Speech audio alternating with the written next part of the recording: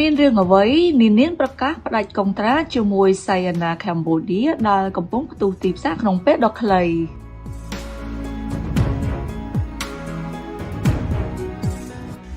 ត្រូវការដំឡើង Steam Spa Sauna អាងទឹកក្តៅទឹកត្រជាក់និងអាងទឹកគ្រប់ប្រភេទទំនាក់ទំនង Neptune ឥឡូវនេះ078 ការ៉េ543កាលពីពេលថ្មីនេះមហាជនអ្នកគាំទ្ររបស់កញ្ញាឯកភេទទី3លំដាប់ប្រទេសកញ្ញានាន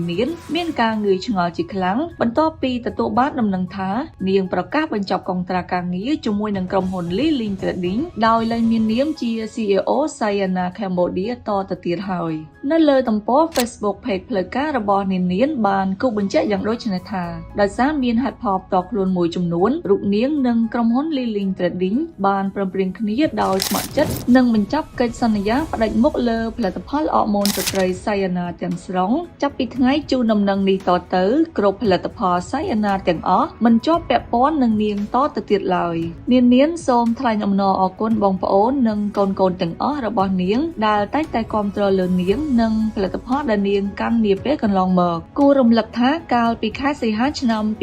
2024នាងបានរៀបចំពិធីសម្ពោធប្រកាសផលិតផលថ្មីរបស់ Sayana ជាមួយនឹងការបង្ហាញមុខទូតសុឆន្ទៈរបស់ខ្លួនយ៉ាងកក្រើកនៅផ្សារទំនើប Olamsia Mall ចាប់តាំងពីប្រកាសជា CEO ផលិតផលខាងលើនេះភ្លាម Sayana របស់នាងបានផ្ទុះទីផ្សារដោយទទួលបានការគាំទ្រយ៉ាងខ្លាំងសម្បើមពីអ្នកប្រើប្រាស់នៅទូទាំងប្រទេសកម្ពុជាទៀតផងទន្ទឹមនឹងការបញ្ចប់កិច្ចសហប្រតិបត្តិការនេះមហាជនអ្នកគាំទ្រក៏ទន្ទឹងចាំនៅសមិទ្ធផលថ្មីៗរបស់នាង